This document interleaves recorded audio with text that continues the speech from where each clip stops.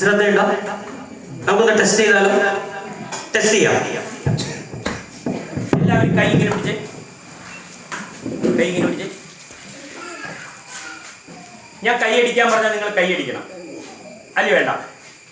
ഞാൻ കൈ അടിച്ചാൽ എൻ്റെ ഒപ്പം നിങ്ങൾ കൈ അടിക്കണം. ഞാൻ കൈ അടിച്ചില്ലെങ്കിൽ നിങ്ങൾ കൈ അടിക്കരുത്. ഞാൻ കൈ അടിച്ചാൽ എൻ്റെ ഒപ്പം കൈ അടിക്കണം.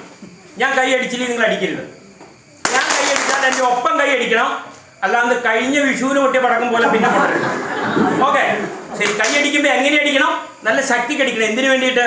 ശ്രദ്ധയുണ്ടാകും കൈ അടിക്കുമ്പോൾ, കേട്ടോ. ഇനി വീട്ടിൽ ചെന്നിട്ട് ശ്രദ്ധ ഉണ്ടാകാൻ ഇങ്ങനെ അടിച്ചുകൊണ്ട് നടക്കരുത്. പിടിച്ചോ? ശരി, ഒന്നോടെ പറയണം.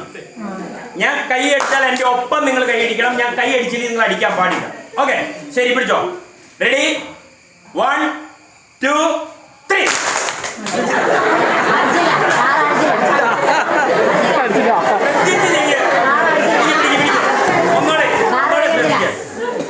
ഇത് ശ്രദ്ധ ഉണ്ടാവും പറഞ്ഞ് കൊച്ചിന്റെ തലയൊന്നും ഊട്ടി അടിക്കരുത്. പിടിച്ചോ, പിടിച്ചോ. റെഡി? ഞാൻ കൈ അടിച്ചില്ലേ, അടിക്കരുത്. റെഡി? 1 2 3.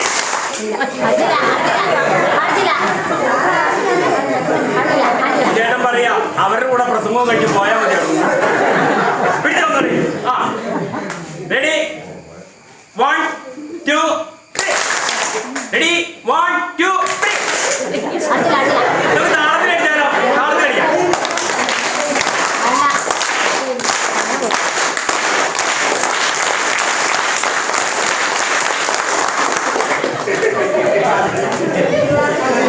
മതി മതി. സംഭവം ഈ കൈയടിച്ചപ്പോ ഒരു 3-4 കൂട്ടം പരിപാടി നടന്നു ഇതിന്റെ ഇടയിൽ. അതോടെ ഒന്ന് പറഞ്ഞിട്ട് പോകാം. അതായത് ഞാൻ കൈയടിക്കാതിരുന്ന സമയത്ത് കൈയടിച്ചു പോയ കുറെ ആളുകളുണ്ട് ഈ കൂട്ടത്തിലല്ലേ. അവരെന്നാ ചെയ്തതെന്ന് നിങ്ങൾ കണ്ടായിരുന്നോ? അവര് ചെയ്ത് എങ്ങനെയാ? ഇങ്ങനെ കാണിച്ച. അതായത് ഈ ഞാൻ പറഞ്ഞില്ലേ, ശ്രദ്ധ നമ്മുടെ കൂടെ ഇല്ലാതെ വരുമ്പോ നമുക്ക് ചമ്മലും തോൽവിയും പരാജയവും ഒക്കെ ഉണ്ടാവും എന്ന് പറഞ്ഞില്ലേ. അപ്പൊ നിങ്ങളുടെ ശ്രദ്ധ പോയ സമയത്ത് ചമ്മലും ഈ കൂട്ടത്തില് തോറ്റുപോയപ്പോഴും വേറൊരു കൂട്ടം ആളുകളുണ്ട്. അവരെന്നാ ചെയ്തെന്നറിയുമോ? ഞാൻ കൈയടിക്കാത്തപ്പോ കൈയടിച്ചു പോയി, ചമ്മി പോയി. പിന്നെ അവരൊരു പരിപാടി ചെയ്തു, ഇങ്ങനെ അടിച്ചു. പിന്നെ എന്നിട്ട് അവരിങ്ങനെ നോട്ടാ, അവള് കാണുകയും ചെയ്തു. പിന്നെയുള്ളൊരു പ്രശ്നം എന്താ? നമ്മൾ തെറ്റ് ചെയ്തതല്ല പ്രശ്നം, നമ്മൾ തെറ്റ് ചെയ്തത് അടുത്തിരുന്നവർ കണ്ടു. അത് നമുക്ക് വലിയ പ്രശ്നമാണ്. പിന്നെ വേറൊരു കൂട്ടം ആളുകളുണ്ട്. അവരെന്നാ ചെയ്തെന്നറിയാമോ? എന്റെ സാറേ, ഈ കൈയടിച്ചു പോയത് എന്തുകൊണ്ടാണെന്ന് സാറിനറിയാമോ? അത് എന്റെ കുഴപ്പമല്ല സാറേ. സാറിനുള്ള പോലെ തന്നെ 2 കൈ എനിക്കുണ്ട് കേട്ടോ. ദേ ഒരു കൈ, ദേ ഒരു കൈ. ഇതിലില്ലേ സാറേ, ഈ കൈ പറഞ്ഞ അനുസരണയുള്ള കൈയാണ്. ഇതിന് അനുസരണയില്ല സാറേ. അടിക്കണ്ടെന്ന് ഞാൻ 100 പ്രാവശ്യം പറഞ്ഞതാ. ഈ അനുസരണയുള്ള കൈ കേട്ടു സാറേ, ഈ കൈ കേട്ടില്ല. ഈ കൈ ഇങ്ങോട്ട് വന്നിട്ടൊരടി, അങ്ങനെ അടിച്ചു പോയതാ സാറേ. ഇതല്ലാതെ എന്റെ കുഴപ്പമല്ലെന്ന്. അതായത് നമ്മുടെ തെറ്റിനെ മനോഹരമായിട്ട് നമ്മൾ ന്യായീകരിക്കും, എന്നിട്ട് അത് വേറൊരാളുടെ പുറത്തേക്ക് വെച്ചു കൊടുക്കും, എന്നിട്ട് നമ്മൾ രക്ഷപ്പെട്ട പോലെ നിൽക്കും. താൽക്കാലികമായിട്ടൊരു ജയം നിങ്ങൾക്കുണ്ട്, പക്ഷെ പരാജയം ഗംഭീരമായിട്ട് വെയിറ്റ് ചെയ്യും. അതായത് നമ്മുടെ തെറ്റുകളെ നമ്മൾ അംഗീകരിക്കണം, തിരുത്തണം. അതാണ് വേണ്ടത്.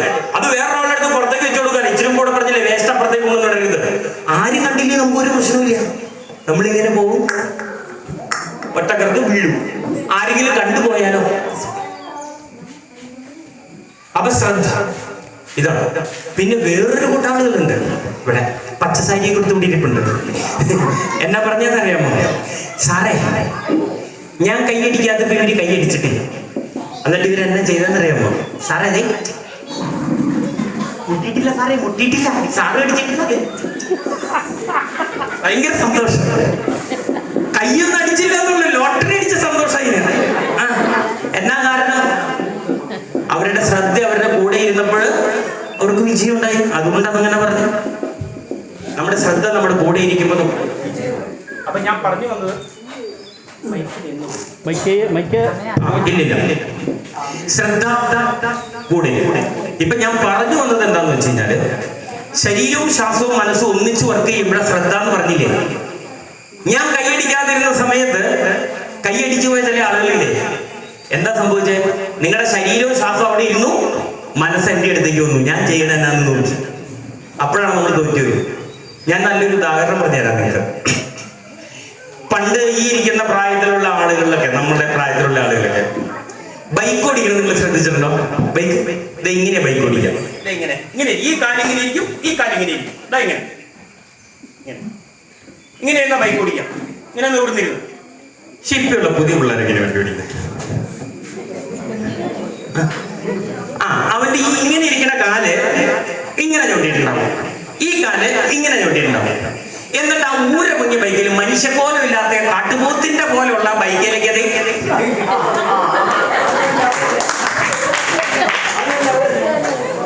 അങ്ങനെ ഒരു പോകാം. ആ ബൈക്കിൽ അങ്ങനെ ഇരിക്കണോ?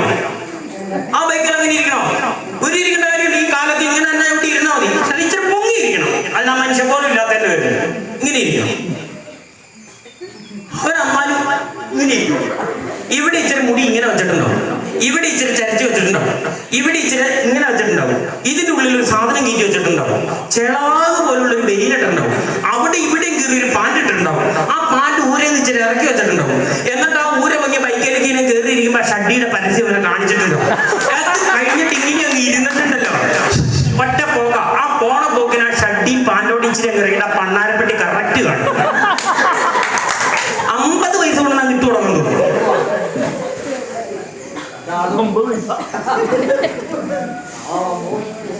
അവന്റെ മനസ്സ് ശരീരം ആ വണ്ടിയിലുണ്ട്, അവന്റെ ശ്വാസം ആ വണ്ടിയിലുണ്ട്. അവന്റെ മനസ്സ് എവിടെ ഇരിക്കും അറിയാമോ?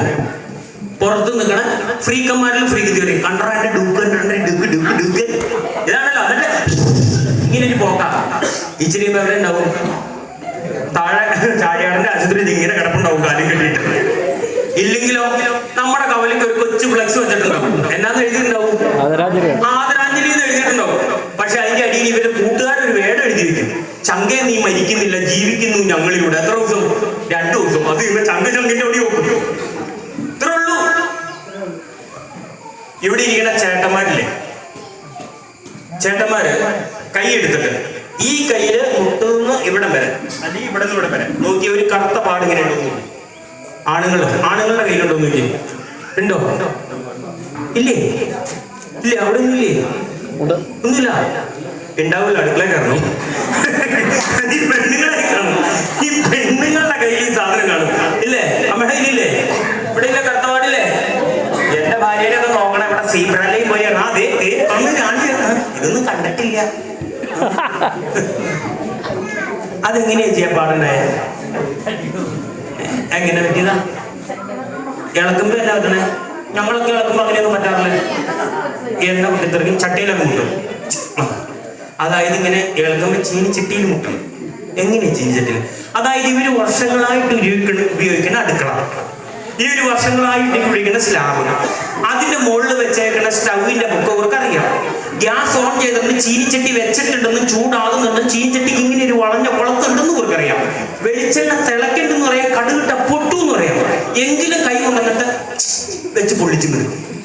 അതെങ്ങനെയാ പൊള്ളുന്നത്?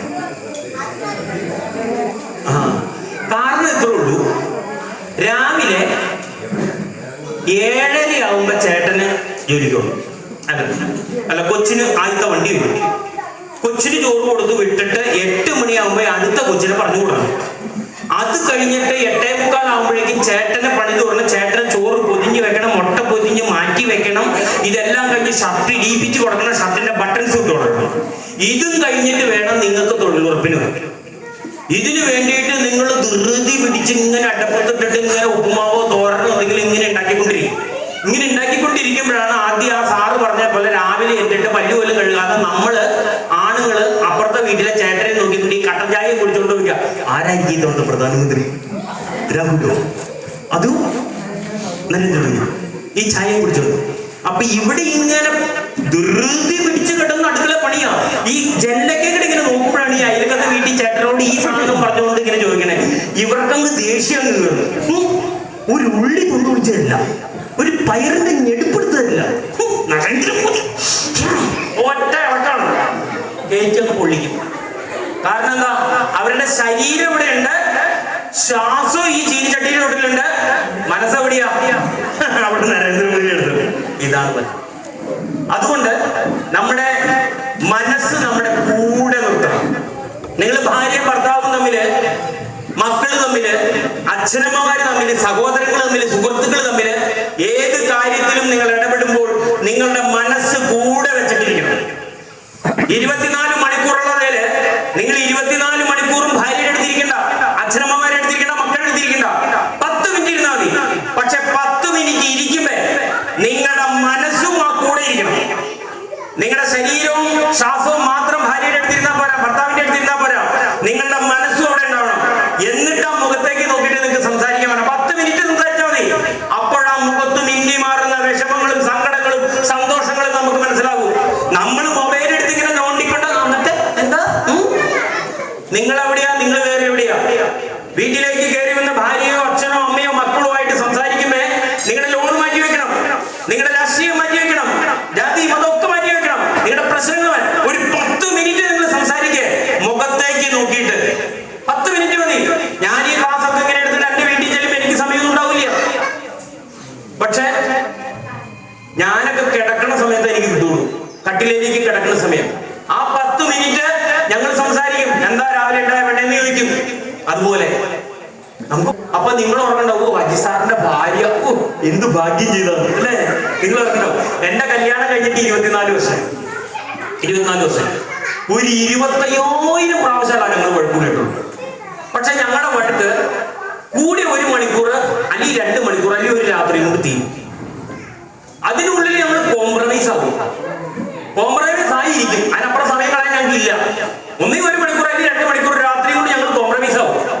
ആരും സംഭവം പ്ലസ് ആവും. അല്ല, ഞാനല്ലേ ഭർത്താവ്, ഞാനല്ലേ SI, ഞാനല്ലേ വീട് നോക്കണേ, അവൾ ഇങ്ങോട്ട് വരട്ടെ എന്ന് പറഞ്ഞ് ഞാൻ മസ്ലി പിടിച്ചിരുന്ന 4 ദിവസം കഴിയും എന്റെ ഭാര്യയ്ക്ക് ഇത് മനസ്സിലാകാൻ. അയ്യോ ചേട്ടായിയോട് അത് ചെയ്യാൻ പാടില്ല എന്ന് മനസ്സിലാക്കി 4 ദിവസം. ഇവള് 4 ദിവസം കഴിഞ്ഞ് വരാൻ എനിക്ക് പറ്റില്ല, അത്ര നേരം നോക്കാൻ എനിക്ക് സമയമില്ല. ഞാൻ അതുകൊണ്ട് അങ്ങോട്ട് ചെല്ലും. ഇനി ഇവള് 4 ദിവസം കഴിഞ്ഞ് ഇങ്ങോട്ട് വന്നാൽ എന്നാ കുഴപ്പമെന്ന് അറിയാമോ? 4 ദിവസം ഞാൻ തുണി കഴുകണം, ഞാൻ പാത്രം കഴുകണം, ഞാൻ കാപ്പി ഉണ്ടാക്കി കുടിക്കണം. അതിന്റെ ആവശ്യമുണ്ടോ? ഞാനൊന്ന് വിട്ടുകൊടുത്ത പ്രശ്നം തീർന്നില്ലേ? ആയിക്കോട്ടെ, നമ്മൾക്ക് എന്തറിയണം? നമ്മൾ വിട്ടുകൊടുക്കണം നമ്മുടെ ജീവിതം. ഓക്കെ, അപ്പൊ ശരീരം, ശ്വാസം, മനസ്സ്, ഇത് 3 ഒന്നിച്ച് ചേരുന്നതാണ് ശ്രദ്ധ. ഇതിൽ ഒരെണ്ണം പോയാൽ ശ്രദ്ധ ഉണ്ടാവും. നമ്മുടെ മക്കൾ പഠിക്കാനിരിക്കുമ്പോഴും അച്ഛനമ്മമാർ ഒന്നിച്ചിരിക്കുമ്പോഴും ഭക്ഷണം കഴിക്കുമ്പോഴും ഒക്കെ നിങ്ങൾ നിങ്ങളുടെ മൊബൈലുകളൊക്കെ മാറ്റി വെച്ചിട്ട് ഒരു 10 മിനിറ്റ് ആ കുഞ്ഞിന്റെ മുഖത്ത് നോക്കും. നമ്മളൊക്കെ പണ്ട് സ്കൂൾ വിട്ട് വരുമ്പോ നമ്മുടെ അമ്മ ഓടി വന്നിട്ട് നമ്മളെ കടമ്പയൊക്കെ അറിഞ്ഞു, കടമ്പയുടെ അടുത്ത് ഓടി വന്ന് നമ്മളിങ്ങനെ എടുത്ത് നമ്മുടെ പുസ്തകങ്ങൾ മേടിച്ച ആ മുഖത്ത് ഇതിങ്ങനെ കൈ കൊണ്ട് തുടച്ചിട്ട് ഇങ്ങനെ ചേർത്ത് നിർത്തിയിട്ട് നമ്മളോടൊരു ചോദ്യം ചോദിച്ചു, മോനെ തന്നുവിട്ട ചോറ് മൊത്തം നീ കഴിച്ചോ? പക്ഷെ ഇന്ന് നമ്മുടെ മക്കളോട് നമ്മൾ ചോദിക്കുന്നത്, കൊച്ചു സ്കൂൾ വിട്ട് ഓടി വരുന്ന കൊച്ചിന്റെ ബാഗ് നമ്മളൊന്ന് മേടിക്കാൻ. എന്നിട്ട് കൊച്ചിനോട് ഒരൊറ്റ ചോദ്യമുണ്ട്, ഇന്നെന്താ പഠിപ്പിച്ചേ? പെട്ടെന്ന് കാപ്പി കുടിച്ചോ? ട്യൂഷനോ? കൊച്ചിന്റെ മനസ്സറിയാനോ കൊച്ചിന്റെ മൈൻഡിൽ എന്നാ ഇരിക്കണേന്ന് അറിയില്ല. ഭർത്താവിന്റെ മുഖത്ത് വാടുന്ന വാട്ടങ്ങൾ മനസ്സിലാകുന്നില്ല, ഭാര്യയുടെ വിങ്ങലുകൾ മനസ്സിലാകുന്നില്ല, അച്ഛനമ്മമാരുടെ വിഷമങ്ങൾ മനസ്സിലാകുന്നില്ല. ഇതൊക്കെ അറിയണമെങ്കിൽ നിങ്ങളുടെ മനസ്സ് നിങ്ങളുടെ ഒപ്പം ഉണ്ടായിരുന്നു. അതുകൊണ്ടാണ് ഇത്രയും നേരം ഞാൻ ഈ ശ്രദ്ധ എന്ന് പറയുന്ന ഒരു വിഷയത്തെ കുറിച്ച് സംസാരിച്ചു വന്നത്. ഒരു 2-3 കാര്യങ്ങൾ കൂടി പറഞ്ഞതിന് ശേഷം ഞാൻ പോകാം. ബോറടിക്കോ? ബോറടിച്ചില്ലേ? ഒന്ന് കൈയടിച്ചേ. അപ്പോഴേ ലഹരി എന്ന് കേട്ടിട്ടുണ്ടോ? ലഹരി നല്ലതാണോ ചീത്തയാണോ? നല്ലതാണ്. ലഹരി നല്ലതാണെന്നുള്ളവർക്ക് കൈവയ്ക്ക് ആരുമില്ല. നല്ലതാണ്. ഏതാ ചേട്ടാ സാധനം പറ? ലഹരി ഏത് ലഹരിയാന്നുള്ളതെന്ന് പറയാം. സ്നേഹം എന്ന് പറഞ്ഞൊരു ലഹരി നല്ലതാണ്, ഏറ്റവും നല്ല ലഹരിയാണ്. അതായത് ലഹരി എന്ന് പറഞ്ഞാല് ഒരു സംഗതി, ഒരു വസ്തു, ഒരു സാഹചര്യം അത് ഉപയോഗിക്കുമ്പോൾ, അത് കാണുമ്പോൾ, അത് അതിനടുത്ത് സാമീപ്യത്തില് അത് വീണ്ടും വീണ്ടും ഉപയോഗിക്കണമെന്നും ഉപയോഗിക്കുമ്പോൾ സന്തോഷവും ഇതൊക്കെ കൂടുകയൊക്കെ ചെയ്യുകയൊക്കെ ചെയ്യുന്ന സംഗതിക്ക് നമുക്ക് ലഹരി എന്ന് പറയാം. അത് വീണ്ടും വീണ്ടും ഉപയോഗിക്കണം. അങ്ങനെയുള്ള എന്തെങ്കിലും ലഹരി നിങ്ങളുടെ വീട്ടിലുണ്ടോ? വീണ്ടും വീണ്ടും ഉപയോഗിക്കണം എന്ന് തോന്നുന്ന എന്തെങ്കിലും ലഹരി വീട്ടിലുണ്ടോ? ഇല്ല. ചേട്ടനെ വീണ്ടും വീണ്ടും കാണണം എന്ന് തോന്നാറുണ്ടോ? ഉണ്ട്. പിന്നെ എന്നിട്ട് ഇല്ല എന്ന് പറഞ്ഞേ. ഭാര്യയെ വീണ്ടും വീണ്ടും കാണണം എന്ന് പറഞ്ഞൊരു ലഹരി ഉണ്ടെങ്കിൽ 5 മണിക്ക് പണി നിർത്തി 7 മണി വരെ കവലയ്ക്ക് ആരെങ്കിലും നിൽക്കുമോ? നിൽക്കില്ല. വീട്ടിലേക്ക് വരും. പക്ഷേ നമുക്ക് വീട്ടിൽ കിട്ടുന്ന ലഹരിയേക്കാളും കൂടുതൽ പുറത്ത് ലഹരികൾ കിട്ടുന്നതിന്റെ പേരിൽ നമ്മൾ പുറത്ത് നിൽക്കുന്നു. പ്രിയപ്പെട്ടവരെ, ലഹരി എന്ന് പറയുന്നതിന് ഏറ്റവും സിമ്പിളായ ഒരു ഉദാഹരണം ഞാൻ പറയാം. ഇപ്പൊ ഇവിടെ ഞാൻ ക്ലാസ് എടുത്തുകൊണ്ടിരിക്കും, നിങ്ങളെല്ലാവരും എൻ്റെ ക്ലാസ് കേട്ടുകൊണ്ട് ഇങ്ങനെ ഇരിക്കാം. അങ്ങനെ ഇരിക്കുമ്പോഴാണ് ഐഡിയ സ്റ്റാർ സിംഗറിലെ എന്റെ ലഹരിയിൽ നിങ്ങൾ ഇങ്ങനെ നിൽക്കുകയാണ്. അങ്ങനെ ക്ലാസ് എടുത്തുകൊണ്ടിരുമ്പോൾ ഐഡിയ സ്റ്റാർ സിംഗറിലെ പാട്ട് പാടുന്ന ആളും കൂടെ കയറി വരികയാണ്, അല്ലെങ്കിൽ MG ശ്രീകുമാർ കയറി വരികയാണ്. ഞാൻ പറയണമല്ലോ നിങ്ങൾ കേൾക്കുമോ? നിങ്ങളുടെ ശ്രദ്ധ എവിടെയായിരിക്കും? എന്നെക്കാളും വലിയ MG ശ്രീകുമാർ എന്ന് പറഞ്ഞ ആ ലഹരിയിലേക്കും. MG ശ്രീകുമാർ ഇങ്ങനെ വന്നിങ്ങനെ ഇരിക്കുന്ന സമയത്താണ് സാക്ഷാൽ മമ്മൂട്ടി ഇങ്ങോട്ട് കയറി വരുന്നത്. നിങ്ങളുടെ ലഹരി അജി അരവിന്ദും MG ശ്രീകുമാർ എവിടെ പോകും? നിങ്ങളുടെ ലഹരി എവിടേക്ക് പോകും? ഏറ്റവും വലിയ മമ്മൂട്ടിയായ ലഹരി നമ്മുടെ കുടുംബത്തിലുണ്ടെങ്കിൽ ഈ പറഞ്ഞ ആദ്യം പറഞ്ഞ ലഹരിയിലേക്ക് മാറും. ഇല്ല, നമ്മുടെ കുടുംബം നമുക്ക് ഏറ്റവും വലിയ ലഹരിയായിരിക്കും. അതിനപ്പുറത്തുള്ള ഒരു ലഹരി ഇവിടെ നിന്ന് നമുക്ക് കിട്ടരുത്. നമ്മുടെ മക്കൾക്കും കിട്ടരുത്, നമ്മുടെ ഭാര്യയ്ക്കും കിട്ടരുത്, ഭർത്താവിനും കിട്ടരുത്, സഹോദരങ്ങൾക്ക് ആർക്കും കിട്ടരുത്. എന്റെ കുടുംബത്തിൽ കിട്ടുന്ന സന്തോഷത്തെക്കാളും വലിയതൊന്നും വേറെ സ്ഥലത്ത് കിട്ടരുത്. അതുപോലെ നമ്മൾ വിട്ടു കൊടുക്കാൻ തയ്യാറുള്ള ലഹരി ഉണ്ടായിരിക്കണം. നമ്മൾ ഒരു പരിപ്പോടെ വാങ്ങിക്കൊണ്ട് വരുമ്പോൾ ആ സ്നേഹം നമ്മുടെ കുടുംബത്തിൽ ഉണ്ടായിരിക്കണം. അതുണ്ടാക്കാൻ നമുക്ക് കഴിഞ്ഞാൽ 5 കൂട്ടം ലഹരികളുണ്ട്. ആദ്യത്തേത് ആത്മീയതയാണ്, നല്ല ലഹരിയാണ്. രണ്ടാമത്തത് സ്പോർട്സ് ആണ്, ക്രിക്കറ്റ്, ഫുട്ബോൾ എന്നൊക്കെ പറയുന്നത്. ഒരു പ്രശ്നവുമില്ല നമ്മുടെ നാട്ടിലൊക്കെ. പക്ഷെ വിദേശത്തൊക്കെ അതിന്റെ പേരിൽ ലഹരി മൂത്തിട്ട് ആളുകൾ കൊലപാതകങ്ങൾ വരെ നടക്കുന്നുണ്ട്. അതുകൊണ്ട് അതും നമുക്ക് വിടാം. മൂന്നാമത്തെ ലഹരി സെക്സ് ആണ്. സെക്സ് എന്ന് പറയുന്നത് ഏറ്റവും അപകടം പിടിച്ച ലഹരിയാണ്. ആ ലഹരിയുടെ പുറകിലുള്ള ഓട്ടം എന്ന് പറയുന്നത് അപകടത്തിലേക്ക് ചെന്ന് ചാടും. പക്ഷെ ജൈവികമായിട്ട് നമുക്കത് ആവശ്യമാണ്. നമ്മുടെ മക്കളെ പറഞ്ഞ് മനസ്സിലാക്കി കൊടുക്കണം. പണ്ട് 14, 16, 17 വയസ്സിലൊക്കെ പീരീഡ്സ് ആയിരുന്ന കുട്ടികളൊക്കെ ഇന്ന് താഴോട്ട് പോന്നു. എനിക്കറിയാം, 2ാം ക്ലാസ്സിൽ പഠിക്കുന്ന കുട്ടി പീരീഡ്സ് ആയ കഥ എനിക്കറിയാം. വേറെ ആരുമില്ല, എന്റെ കുടുംബത്തിൽ തന്നെയാണ്. അതുപോലെ പോകുന്ന ആ മക്കളോട് നമുക്ക് സംസാരിക്കാൻ പറ്റണം. പണ്ട് ഞാൻ എങ്ങനെ ഉണ്ടായി എന്ന് ചോദിച്ചാൽ നീ അങ്ങനെ ഉണ്ടായി എന്ന് എന്റെ അച്ഛൻ പറഞ്ഞാൽ ഞാനത് വിശ്വസിച്ചിട്ടുണ്ട്. പക്ഷെ ഇന്നത്തെ പിള്ളേർ വിശ്വസിക്കില്ല.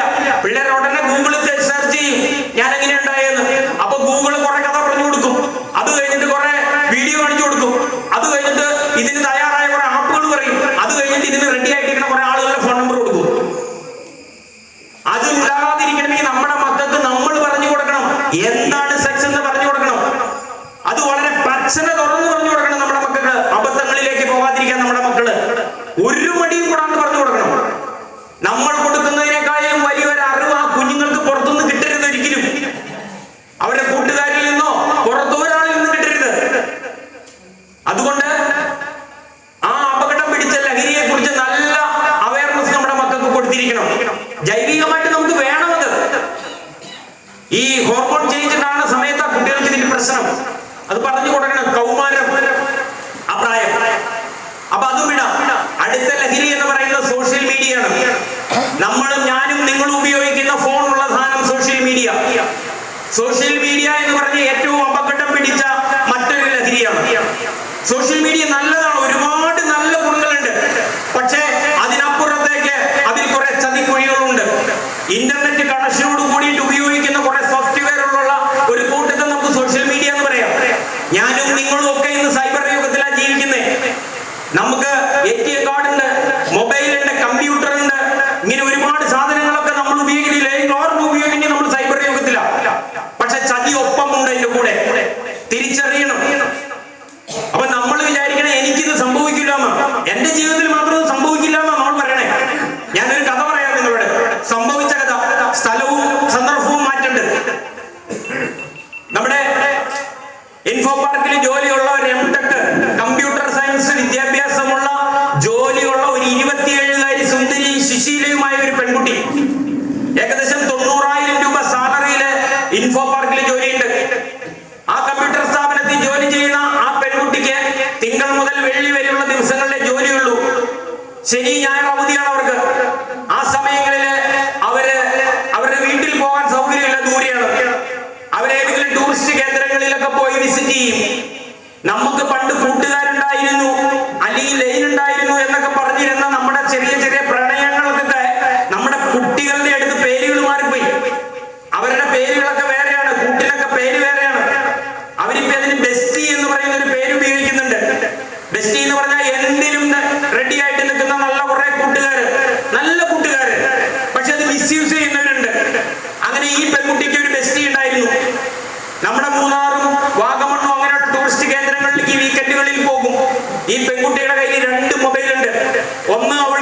വിളിക്കാനുള്ളതും ഒന്ന് ഇങ്ങനെയുള്ള സന്ദർഭങ്ങളിൽ പോകുമ്പോൾ ഫോട്ടോസ് എടുക്കാനുള്ളത്. ആ ഫോണില് ഇവര് പോയി റൂം എടുത്ത് താമസിക്കുന്നവരുടെ സ്വകാര്യ നിമിഷങ്ങൾ കംപ്ലീറ്റ് ഈ ഫോണിൽ അവളെ ഷൂട്ട് ചെയ്യും. എന്നിട്ട് ആ റൂം വെക്കറ്റ് ചെയ്ത് പോരുന്നതിന് മുമ്പ് അതെല്ലാം അവരവിടെ ഇരുന്ന് കണ്ടതിന് ശേഷം അവര് ഡിലീറ്റ് ചെയ്ത് ഫോർമാറ്റ് ചെയ്ത് കളയും. അങ്ങനെ കുറെ നാളുകൾ കഴിഞ്ഞു. ഈ പെൺകുട്ടിക്ക് ജോലി ട്രാൻസ്ഫർ ആയി പോയി നാട്ടിലേക്ക്. പോകുന്ന വഴിക്ക് കൊല്ലത്ത് വെച്ച് ട്രെയിനിൽ വെച്ച് ഇവളുടെ ഈ മൊബൈൽ മിസ്സായി. ഫോൺ മിസ്സായ ഉടനെ പോലീസ് സ്റ്റേഷനിൽ കേസ് കൊടുക്കും.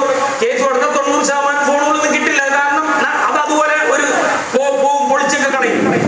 അപ്പൊ ഈ ഫോണും കിട്ടിയില്ല. ആ പെൺകുട്ടിക്ക് ഒരു ടെൻഷനും ഇല്ല. കാരണം അതിലൊന്നും ഇല്ല. കുറെ നാളുകൾ കഴിഞ്ഞു. ഈ പെൺകുട്ടി ഇവരുടെ സ്നേഹം ബ്രേക്കപ്പ് ആയി. പിള്ളേരുടെ ഭാഷ ഞാൻ ഈ പറഞ്ഞേട്ടോ. ബ്രേക്കപ്പ് ആയി എന്ന് പറഞ്ഞാൽ നമ്മൾ പണ്ട് ലൈൻ പൊട്ടിപ്പോയി എന്ന് പറഞ്ഞ പോലെ തന്നെയാണ് ബ്രേക്കപ്പ് ആയി. അതിൽ ഇവർക്ക് പ്രശ്നമൊന്നുമില്ല. കുറെ നാളുകൾ കഴിഞ്ഞ് ഈ പെൺകുട്ടിക്ക് ഒരു മിലിറ്ററി ഓഫീസറുടെ കല്യാണാലോചന വന്നു. കല്യാണം കഴിഞ്ഞു. മധുവിധു ആഘോഷങ്ങൾ കഴിഞ്ഞ് ഈ മിലിറ്ററി ഓഫീസർ അങ്ങ് കാശ്മീരിലേക്കും പെൺകുട്ടി ജോലിക്കും പോയി. കുറെ നാളുകൾ കഴിഞ്ഞപ്പോൾ സോഷ്യൽ മീഡിയയില് അന്ന് ആ നഷ്ടപ്പെട്ട ഫോണിൽ ഉണ്ടായിരുന്ന സ്വകാര്യ നിമിഷങ്ങൾ സോഷ്യൽ മീഡിയയിൽ വൈറലായി.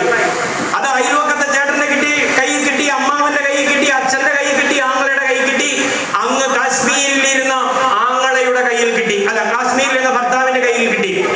ഈ ചങ്ങാതി പട്ടാളക്കാരനാണേലും അയാൾ ഒരു ലോല ഹൃദയനായിരുന്നു. അയാൾ ഇത് കണ്ടതും ഇയാൾ ഇങ്ങോട്ട് ഈ ഭാര്യയ്ക്ക് ഒരു മെസ്സേജ്, ഒരു വോയിസ് മെസ്സേജ് ഇട്ട്. ഒറ്റ മെസ്സേജ് ഞാൻ കേട്ടതാണ്. ഇവിടെ ഇരുന്ന ചില മുതിർന്നവരൊക്കെ കേട്ടിട്ടുണ്ടാവും.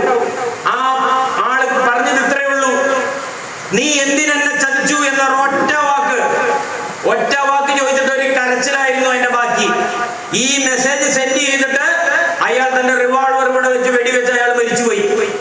രണ്ടാമത്തെ ദിവസം ഇങ്ങ് ജോലി സ്ഥലത്ത്, താമസ സ്ഥലത്ത് ആ പെൺകുട്ടി ഒരു മുഴം കയറിൽ തന്റെ ജീവിതം അവസാനിപ്പിച്ചു.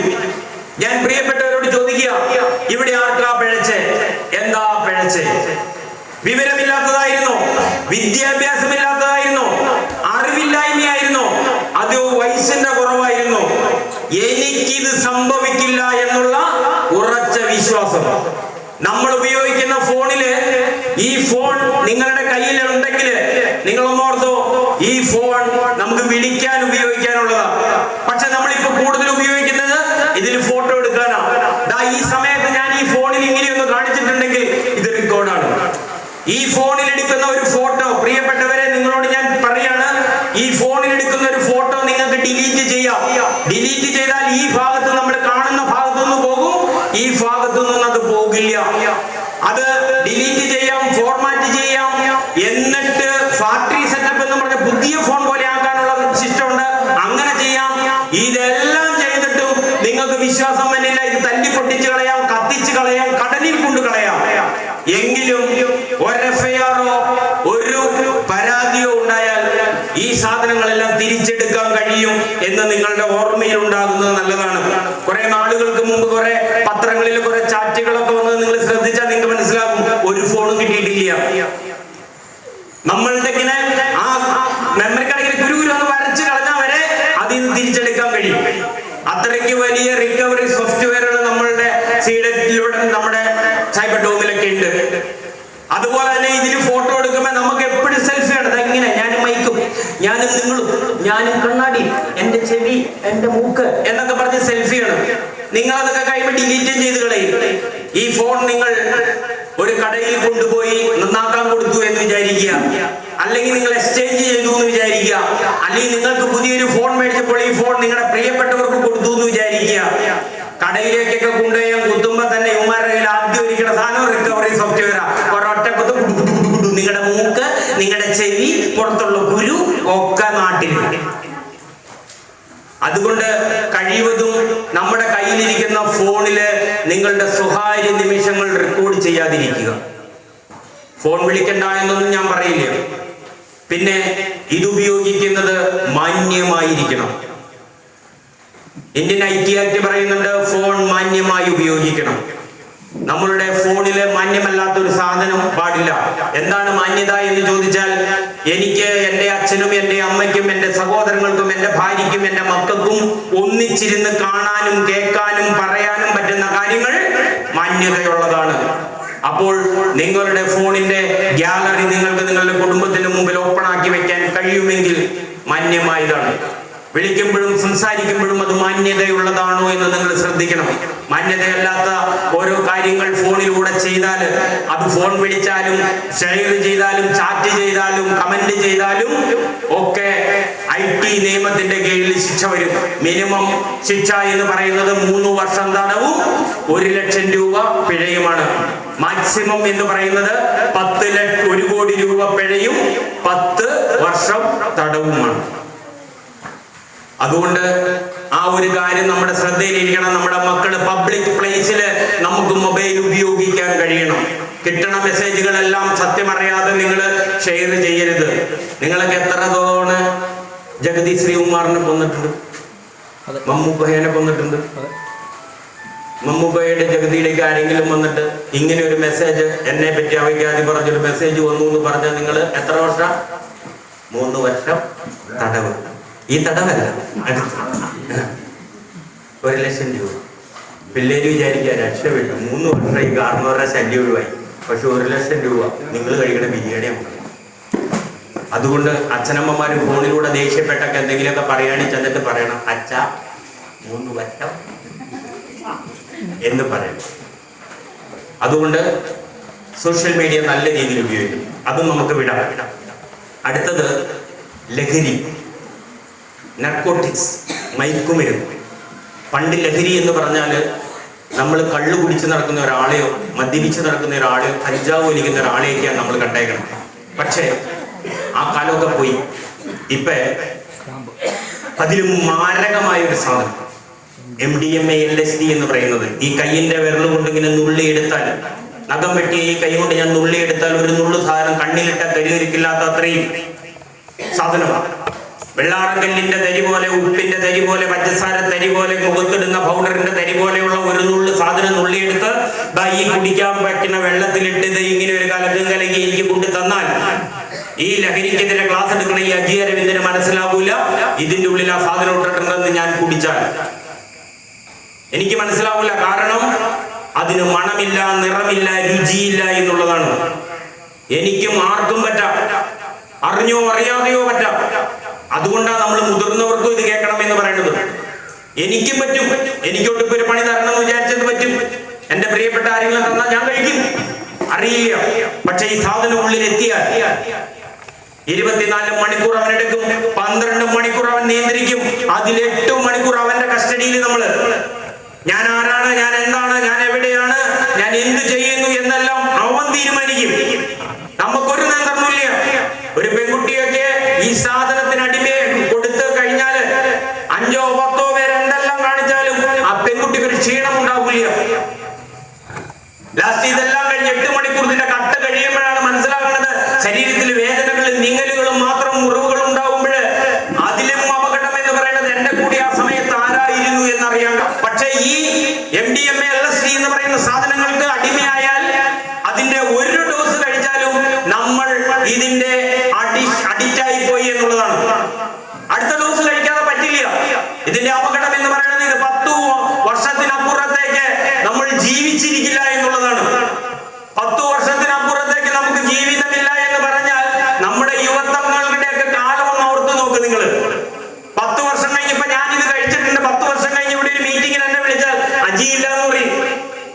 അതിലും ഭയാനകം ഇത് തുടർച്ചയായി കഴിക്കുന്നവർക്ക് 5.5 മുതൽ 7.5 വർഷത്തിനുള്ളിൽ മരണം സംഭവിക്കും. ശാസ്ത്രങ്ങൾ പറയുന്നു. അടുത്തത് LSD എന്ന് പറയുന്ന സാധനമാണ്. ഇത് കഴിക്കുന്ന ആളുകൾ മരിച്ചു പോകുന്നല്ല, അസ്ഥികൂടമായി പോകും. വെറും അസ്ഥികൂടം. ഈ സാധനം നമ്മളുടെ ശരീരത്തിൽ ഏറ്റവും ബലമുള്ള അവയവം എന്ന് പറയുന്നത് പല്ലിന്റെ ഇനാമലാണ്. ഇത് കഴിക്കുന്ന ആൾക്ക്, MDMA ഉപയോഗിക്കുന്ന ആളുകളുടെ പല്ലുകൾ 1 വർഷത്തിനുള്ളിൽ കൊഴിഞ്ഞു പോകും എന്നുള്ളതാണ്. നമ്മുടെ തൊട്ടടുത്ത് ഒരു സ്കൂളില് ഇതുപോലൊരു കൗൺസിലിംഗ് ക്ലാസ് നടക്കുന്നു. ആ കുട്ടിയുടെ അച്ഛനെ ക്യാൻസർ ആയിട്ട് റീജിയണൽ ക്യാൻസർ സെന്ററിൽ അമ്മ അച്ഛനെ നോക്കി നിൽക്കുന്നു. 10ൽ പഠിക്കുന്ന കുട്ടി ആങ്ങളെയുള്ള വീട്ടില് ഇതുപോലൊരു ക്ലാസ്സിൽ ഈ കുട്ടിയെ സംസാരിക്കുമ്പോൾ ഈ കുട്ടിക്ക് എന്തോ അസ്വാഭാവികത തോന്നി. ഈ കുട്ടിയെ ഹോസ്പിറ്റലിൽ വിട്ട് പരിശോധിക്കുമ്പോൾ ഈ പെൺകുട്ടി ഗർഭിണിയാണ്. MDMA ആയിരുന്നു, +1 കാരനായിരുന്നു. എനിക്കറിയാവുന്ന അടുത്തൊരു നാട്ടില് 1.25 വർഷമായിട്ട് വിദേശത്ത് ജോലി ചെയ്യുന്ന അച്ഛനുള്ള നാട്ടില് +2 കാരൻ മകനും അമ്മയും മാത്രം താമസിക്കുന്ന വീട്ടില് അമ്മ തല ചുറ്റി വീണ് അമ്മയെ ആശുപത്രിയിൽ എടുത്തു കൊണ്ടുപോയി പരിശോധിക്കുമ്പോ അമ്മ ഗർഭിണിയാണെന്ന് അറിയുന്നു. അമ്മ അലമുറയിട്ട് അറിയണു, അമ്മയ്ക്ക് ഒരറിവില്ല. അവിടെയും വില്ലൻ MDMA ആയിരുന്നു. നമ്മുടെ നാട്ടിലുണ്ട് 21 വയസ്സുള്ള ഒരാള് മയക്കുമരുന്ന് മേടിക്കാൻ പൈസയ്ക്ക് വേണ്ടി തന്റെ മുത്തശ്ശിയെ വീട്ടിലിട്ടിട്ട് തീ കൊടുത്ത കഥയുണ്ട്. നിങ്ങൾ ഗൂഗിളിൽ സെർച്ച് ചെയ്തോ, നിങ്ങൾ യൂട്യൂബിൽ നോക്കിക്കോ, ന്യൂസുകളിൽ നിങ്ങൾക്ക് കാണാൻ കഴിയും. ഒരു 12 വയസ്സുള്ള ഒരു പെൺകുട്ടി പറയുന്നുണ്ട്, എന്റെ സഹപാഠി എന്നെ ഇങ്ങനെ ഡിപ്രഷൻ തന്ന് ഒരു മരുന്ന് തന്ന് ഞാനത് കഴിച്ചുപോയി, അതിനഡിക്റ്റായി. ഒരു പെൺകുട്ടി 11 മണി 10 മണിയായപ്പോൾ വീട്ടിൽ നിന്ന് പുറത്തിറങ്ങുന്നു. വാതിൽ തുറക്കാൻ നേരത്തെ അമ്മ എന്നിട്ട് വാതിൽ തടയണു. നീ എവിടെ പോകുന്നു എന്ന് ചോദിച്ചപ്പോൾ എന്റെ മാർഗത്തിൽ നിന്ന് നിങ്ങൾ മാറിയില്ലേ, നിങ്ങളെയും കൊല്ലി ഞാനും ചാവുന്നു. ഈ പെൺകുട്ടി അലറി. ഈ പെൺകുട്ടി ഇറങ്ങിപ്പോയി ഈ പെൺകുട്ടി വീടിന്റെ ഗേറ്റ് തുറന്ന് ഈ അമ്മ പുറകെ വിജനമായ വഴിയിലൂടെ ഏകദേശം 1/2 കിലോമീറ്റർ നടന്ന ഒരു വിജനമായ വീട്ടിലെത്തി. അമ്മ പമ്പി പുറകെ. ആ വീടിനുള്ളിൽ 4 ആൺകുട്ടികളും 4 പെൺകുട്ടികളും. ഈ അമ്മയ്ക്ക് മനസ്സിലായി തന്റെ കയ്യിൽ ഇത് നിൽക്കില്ല. അമ്മ പോലീസിനെ വിളിച്ചു. പോലീസ് എത്തി ഇവരെ കൊണ്ടുപോയി.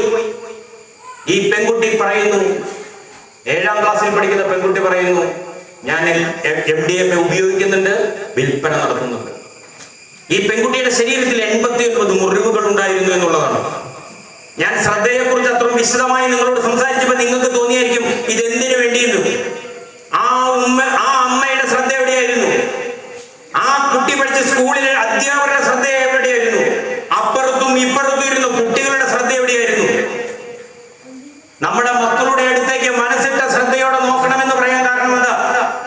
രാത്രി വരെ മുറിയുടെ ഉള്ളിൽ അടഞ്ഞിരിക്കുന്ന തന്റെ മക്കൾ എന്താ ചെയ്യണേന്ന് നമുക്കറിയണ്ടേ?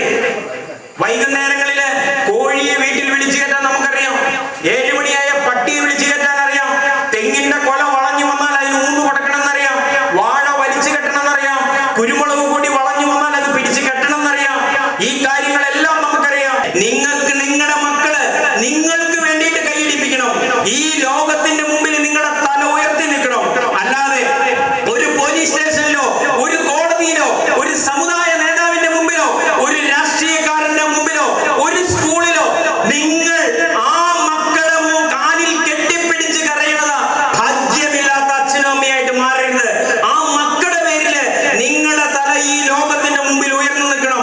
അതിനു വേണ്ടിയിട്ട് ശ്രദ്ധയുള്ള നല്ല മാതാപിതാക്കളായിട്ട് ആ മക്കളെ ചേർത്തു പിടിക്കണം. ആ കൃതിയിൽ ശ്രീനാരായണ ഗുരു പറയുന്നുണ്ട്, 4-5 മാസം ഒരുപോൽ നയനങ്ങൾ വെച്ച് കാലന്റെ കയ്യിലണയാതെ വളർത്തി നീയെ, കാലം കഴിഞ്ഞു കരുവിങ്കലിരുന്നു ഞാനാ, കാലം നിനച്ചു കരയും നിതു കേൾക്ക ശംഭോ. ഈ ശംഭോ എന്നുള്ളത് നിങ്ങൾ കൃഷ്ണനോ ക്രിസ്തുവെന്നോ നബിയെന്നോ ചേർത്തോ, പക്ഷെ അതിന് മുമ്പുള്ള വരികൾ നിങ്ങൾ കേട്ടോ. 4-5 മാസം ഒരുപോൽ നയനങ്ങൾ വെച്ച് കാലന്റെ കയ്യിലണയാതെ വളർത്തി നീയെ, കാലം കഴിഞ്ഞു കരുവിങ്കലിരുന്നു ഞാനാ, കാലം നിനച്ച് കരയും നിതു കേൾക്ക ശംഭോ. 4-5 9 മാസം. ആ 4-5 9 മാസം അമ്മയുടെ ഗർഭപാത്രത്തിന്റെ ഉള്ളിൽ വെച്ച് കാലന്റെ കയ്യിൽ കൊടുക്കാതെ വളർത്തി. അതായത് നമ്മൾ ഇന്ന്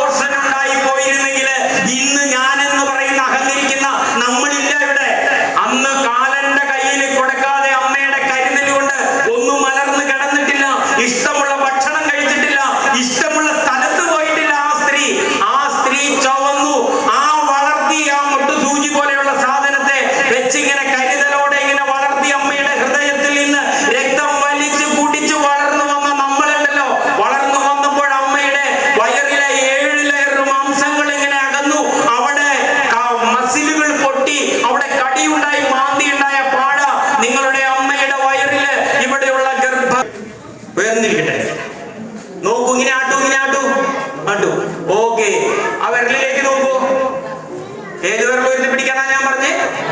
നിങ്ങൾ ഏത് വിരൽ ഉയർത്തിപ്പിടിച്ചേക്കണേ? താത്തിട്ടാ ഇത്ര ഉള്ളൂ.